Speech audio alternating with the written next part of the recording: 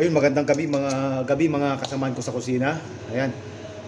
Gusto ko lang i-share ulit guys yung limang elemento. Limang elemento na para makagawa ng perfectong salad guys. Mga nakaraang video kasi natin guys is lima talaga yung sinare ko na parang mga ingredients para makagawa ng perfectong salad guys. Pero sa video ito guys ay gagawin kong 6. Okay?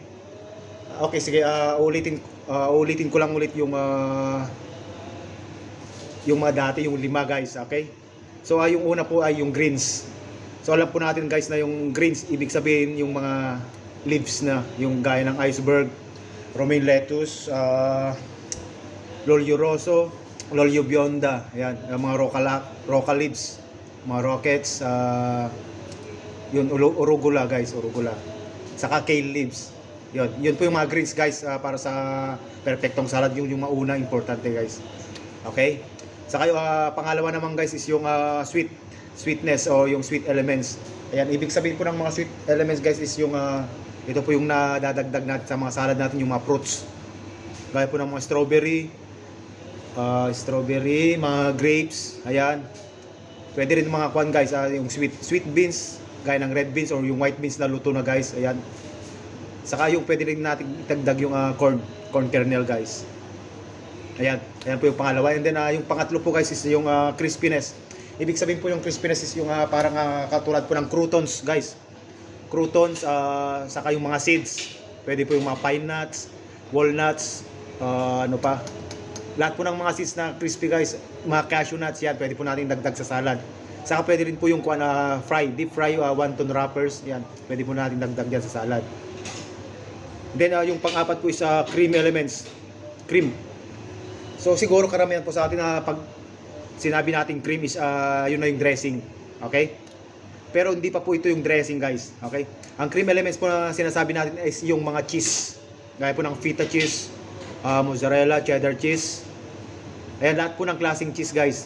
Saka yung pwede rin yung avocado guys. Pwede rin natin idagdag yung avocado sa cream elements. Ayan. Tapos yung pang-apat guys is, pang-5 guys is yung dressing na. Ito na yung dressing guys.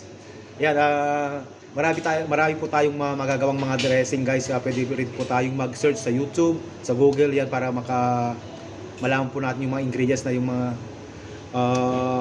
dressing na gusto natin gamitin guys. Gaya po ng pwede po yung balsamic, coriander dressing, honey mustard, pwede po yan guys.